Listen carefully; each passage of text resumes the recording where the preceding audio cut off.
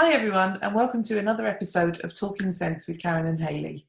Today we're going to be talking about fragrance creation in the sense of creating it in order for it to be right for a particular application. And I'm going to let Hayley take the floor with this one because this is her zone of genius. Thank you, Karen. Yes, so in the previous two videos, I would suggest you maybe go back and watch those two. We've talked about how to create fragrance from scratch, basically. So the first one talks about the technical aspect and what things you need to know about the raw materials and how the structure of those raw materials will impact the performance of the final perfume. And then Karen talked about the artistic side of it and the storytelling and how you combine those two elements to create a perfume. In this video, I'm going to talk about then taking that perfume that might smell good in a bottle on a shelf and then applying it into product, because that is one particular beast to tackle. It's a very hefty challenge to actually create a perfume that smells good to begin with, but then when you've got the additional perspective of then adding it into a product at the end of the day, that is another challenge that the perfumer needs to overcome. So typically what you would do is that the perfumer would design a perfume and they would get to the point where they're happy with it in an oil. They've got the hedonics right, they're happy with how it smells, but then what they need to do is go and technically perform in the product, the end product that they're going to do. So what they'll do is that they'll take a certain percentage of that fragrance and add it into the product. And you would typically let it macerate for a few days here or there to let it really settle into the product and connect with the product. And so you can get a perfect representation of what it would smell like, because in the past, when I've done evaluations, there's sometimes, again, working in a corporate environment, people are always now, I want results now. And we would always have a day or two to let the finished perfume macerate into the finished product. I would mainly work with laundry detergents, so granule powders, and you would need that settling in period, because if you evaluated it half an hour after putting it in and then evaluated it 2 days later, the wood smell very different. And what is more representative is the one that is further down in the timeline. So what you would do is then you would then evaluate that product. So there would be an evaluator, which is someone like myself, and then we would sit with the perfumer and evaluate together and decide if that perfume was representative in that product. So what I mean by that is, when the perfumer is designing a fragrance, they've got a vision for that perfume based on the brand, the product it's going for, the variant name. So maybe Daz Spring Flowers, for example. They've got a vision in their mind of what they want it to smell like, and they've designed that in a bottle. It smells perfect in a bottle. Is it then showing itself properly in the product? Because sometimes that is not the case. Sometimes you will add a perfume into a product and it smells very different, and it'll be the interactions of the perfume with the chemical makeup of the base product. And one that is really quite well known for distorting fragrance is, I would say, fabric softeners. If you've smelt a unfragranced fabric softener, which there are some about if you go into the supermarket, there's like eCover, I think, is one of the brands, where they do have an unfragranced variant. Open it up and have a smell. Fabric softeners typically are very pungent. They've got a lot of I would say the odor that comes off it can be quite sharp, it can be quite fatty as well at the same time, and this distorts the perceived fragrance that you get off. So the perfume that you smell in the bottle over here, the one that you then put into the product and smell on the product, can be very, very different. So what you need to then do is work with the perfumer get that evaluation right, make sure that you're able to pick out the notes that are displaying correctly, the ones that need to be maybe boosted a little bit more. And this is where it comes into play, like what about Karen talked about, two materials kind of holding hands together and dancing around. Because what you might do, for example, and I'm going to use, let's use a dish product for an example. A lot of people, from our previous videos, may think that you have a choice of, if you've got one particular smell you're going for, say lemon, that you may just go, right, I'll either go for a natural lemon or I'll go for the synthetic lemon. You don't need to. You can use both of them at the same time. And the reason behind that is exactly what Karen said. Natural lemon is in the top note portion and it will flash off pretty quickly. And they're not very sturdy and residual in product formulations either. So what you will need is something to hold the hand of that natural lemon, to keep it down and to keep it in the product, to keep it on the damp fabrics, for example, if you're talking about laundry. And what you would use there is a synthetic lemon. So for example, a material called citral, and lemon oil and citral are great at holding hands together. And the citral will keep that lemon oil around a little bit longer. So it's things like that that you just need to take into consideration and just go, right, in this context, we need to add a little bit more citral because the lemon oil has just completely disappeared. And then you would go back to the drawing board, the perfumer would go back to the formulation and do tweaks based on the evaluations.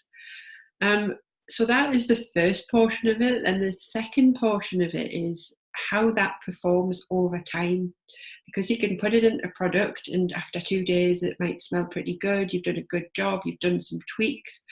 But then what you need to bear in mind is that when you're talking about mass product goods, and you've created a perfume for Pantene, for example, is that perfume will get added into the product in the factory.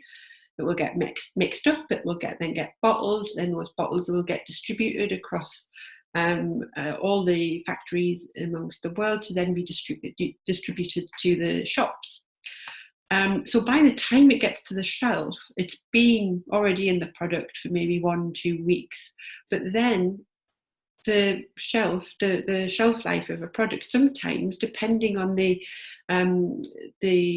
country and the usage rate in these different countries, you can get a bottle of shampoo that might have been on the shelf for 6 months, or it might just stay there for a month.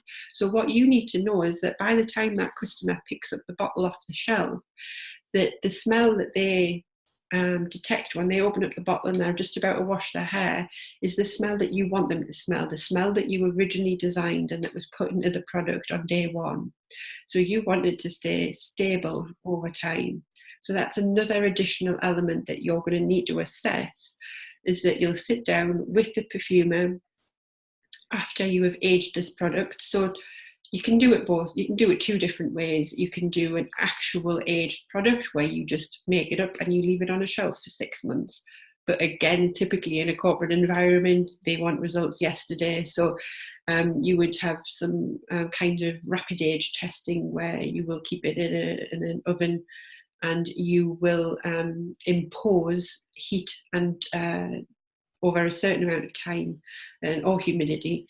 And you would then take the product out and evaluate it over time, just to see how that impacts. So you need to make sure that if there's any particular ingredients that are being degraded over time, or anything that is maybe sticking out that shouldn't, because there could be some chemical reactions going on.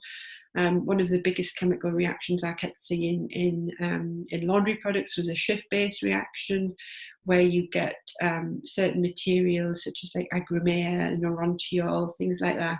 They would have a chemical interaction with the laundry detergent powder and actually turn it yellow as well. So it might not necessarily be just the olfactive performance of it and it degrading over time. It can start to interact with the chemistry of the product as well.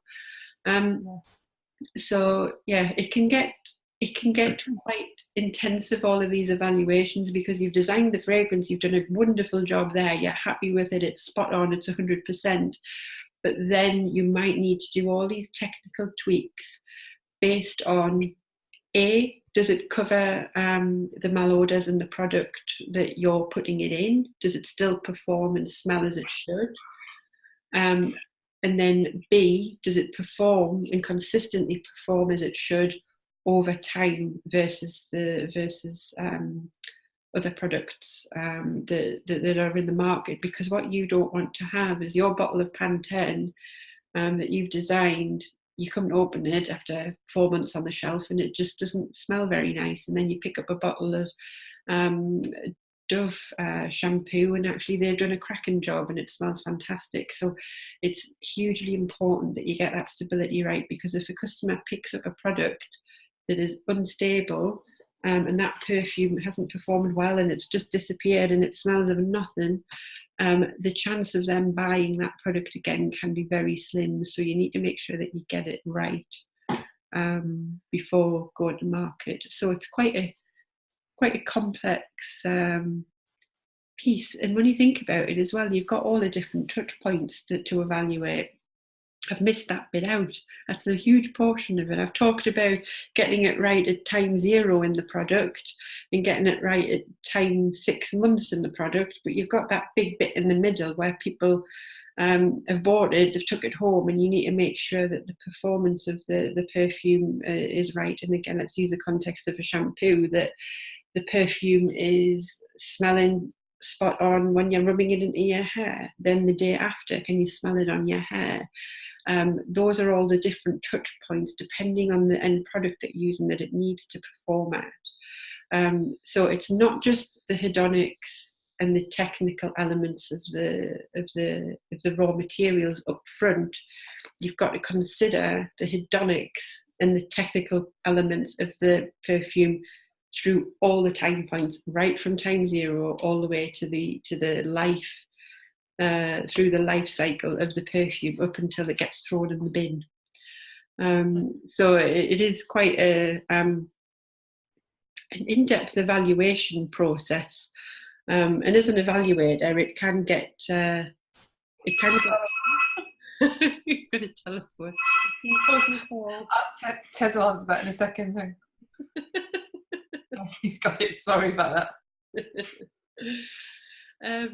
So yeah, as an evaluator that's evaluated thousands and thousands of products over time, it can be quite time consuming and quite frustrating to do it, but it's super important, because if you miss one point in that lifetime of a product, it can significantly impact the consumer's perception of that product as a whole. Because if you mess up at one point, they'll remember that bit and they'll not remember all the good bits. And that's speaking from experience, that does happen. Yeah. You've got to be really thorough on the evaluation and design of it. Yes. Yeah, you absolutely have. Yeah, it's complicated. So if you've we'll try to do that in a sequence of things. If you go back to 2 videos ago, talk about the technical side, the last one about artistry, and then this one about the longevity of performance and evaluation of it. So there's a little bit of a cycle there, a little bit of a connect the dots between the 3 of them. So I watched it as a series to get a fuller picture. But if you've got any particular questions about this, I mean, this is basically the main gist of perfumery as a whole that we've just snipped through in 3 videos. If you've got any particular questions about the development or creation of a perfume, just let us know. You can drop any comments or questions below in the video. And if you could give us a like and subscribe, that would be really appreciated. And we'll see you on the next video. Bye bye. Thanks, Hayley. Bye.